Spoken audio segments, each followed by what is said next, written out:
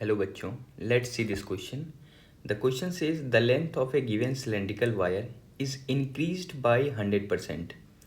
Due to the consequent decrease in diameter, the change in the resistance of wire will be. Question में कहा गया है एक cylindrical wire का length को 100% से इंक्रीज कर दिया जा रहा है। तो हमें पता है कि जब लेंथ को इंक्रीज करेंगे तो डायमीटर डिक्रीज होगा। तो जब डायमीटर डिक्रीज हो रहा है तो हमें पता करना है कि रेसिस्टेंस में कितना परसेंट का इंक्रीमेंट आएगा या डिक्रीमेंट आएगा। तो ये वैल्यू हमें फाइंड करना है। की concept of the question is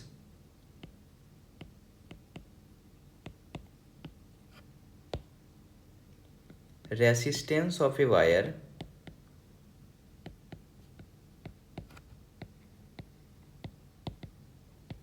when its dimension is given.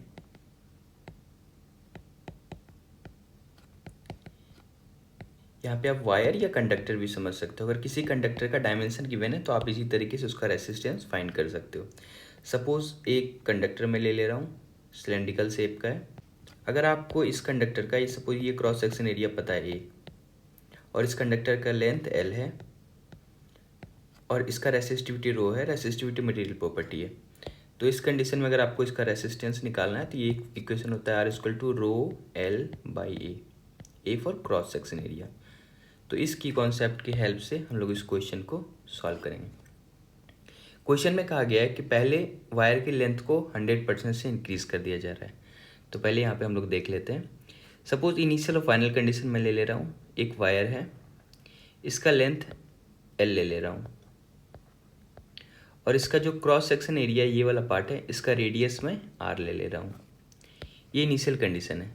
अब आप इसी वायर को 100% लेंथ इसका इंक्रीज कर दे रहे हो। 100% कहने का मतलब है एक्चुअल में आप एल को कितना कर दे रहे हो, 2L कर दे रहे हो। तो हमें पता चल गया कि वायर जब आप 100% लेंथ इंक्रीज कर रहे हो तो फाइनल वायर का जो लेंथ है वो 2L हो जाएगा।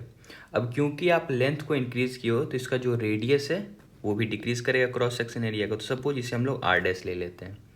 ये हमें फाइंड करना है।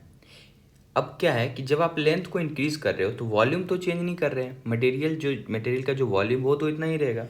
तो अगर इसका वॉल्यूम हम लोग V1 मानते हैं और इसका वॉल्यूम V2 मानते हैं तो दोनों वॉल्यूम बराबर रहने वाला है। और वॉल्यूम ऑफ सिलेंडर क्या होता है, पाई आर स्क्वायर एल होता है। तो इसका वॉल्यूम अगर आप लिखो तो ये पाई आर स्क्वायर इंटू एल होगा। और V2 आप लिखो तो ये हो जाएगा पाई आर डैश का स्क्वायर इंटू 2L हो जाएगा। अब यहाँ पे V1 V2 बराबर होगा क्योंकि वॉल्यूम कंजर्वेशन से वॉल्यूम चेंज नहीं होगा। V1 equal to V2।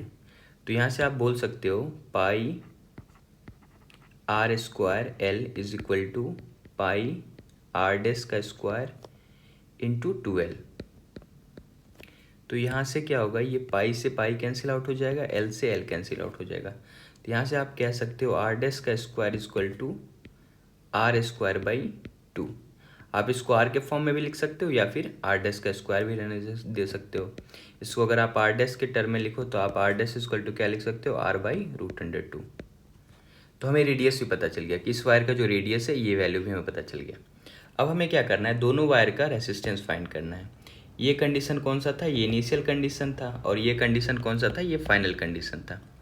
तो अगर हम लोग आर इनिशियल निकालें तो ये कितना है, अगर आप ये इस वाले इक्वेशन से निकालो तो एक और बात देखो, दोनों सिलेंड्रिकल वायर है, सेम मटेरियल का है, उसी को इंक्रीज कर दिया जाए तो रो जो है तो रो दोनों का सेम रहेगा। अगर इसका रो आप रो मानते हो तो इसका भी रेसिस्टिविटी रो होगा। रेसिस्टिविटी या फिर स्पेसिफिक रेजिस्टेंस, ये मटेरियल प्रॉपर्टी है, ये लेंथ एरिया ये सब पे डिपेंड नहीं करता है, सिर्फ टेम्परेचर पे डिपेंड करता है। तो यहाँ तो टेम्परेचर चेंज का बात नहीं किया जा रहा है। तो इसका मतलब है कि अगर आप इनिशियल रेसिस्टेंस निकालो तो ये कितना होगा, rho L by A. Rho starting का जो लेंथ है इसका लेंथ एल है तो यहाँ पे आप एल कर लो, और एरिया की जगह आप क्या लिखोगे, पाई आर स्क्वायर। तो ये हो गया।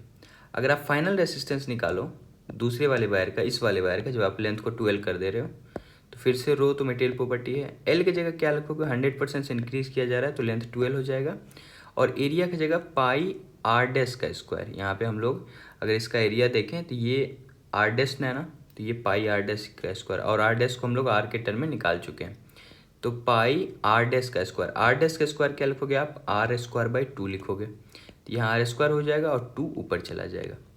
तो यहाँ से फाइनल रेसिस्टेंस अगर आप देखो तो ये आ जाएगा 2 × 2 4 into rho L by pi R square. तो हमारे पास अब 2 रेसिस्टेंस आ चुका है, ये इनिशियल रेसिस्टेंस है और ये फाइनल रेसिस्टेंस है। अब हमें ये पता करना है कि परसेंटेज इंक्रीमेंट या डिक्रीमेंट कितना हुआ है। तो मैं नेक्स्ट पेज में ले रहा हूँ। हमारे पास इनिशियल रेसिस्टेंस आया है rho L by pi R square और फाइनल रेसिस्टेंस आया है 4 into rho L by pi R square. अगर हम लोग परसेंटेज चेंज निकाले तो आप देखो, वैसे भी ये आपको पता लग रहा होगा, यहाँ पे ये 1 rho L by pi R square, ये 4 रो एल बाई, तो इंक्रीमेंट हो रहा है। तो परसेंटेज इंक्रीमेंट अगर आप निकालो इन रेसिस्टेंस, ये कितना हो जाएगा, तो R final minus R initial divided by R initial into 100। ऐसे हम लोग क्या करते हैं, किसी भी चीज़ का परसेंटेज निकालते हैं। तो अगर आप आर फाइनल देखो तो आर फाइनल की जगह आप लिखोगे 4 rho L by pi R square और आर इनिशियल की जगह लिखोगे rho L by pi R square divided by R initial rho L by pi R square, और इन सभी को परसेंटेज निकालने के लिए 100 से मल्टीप्लाई कर देंगे और ये आंसर परसेंटेज में आएगा। तो 4 rho L by pi R square, ये वैल्यू जब ये rho L by pi R square से घटेगा तो ये आ जाएगा 3 rho L by pi R square. और नीचे में कितना है, ये नीचे में है rho L by pi R square into 100। तो यहाँ से आप देखोगे ये rho L by pi R square, ये rho L by pi R square cut जाएगा, तो 3 इंटू 100 कितना हो जाएगा, ये एक्चुअल में हो जाएगा 300%।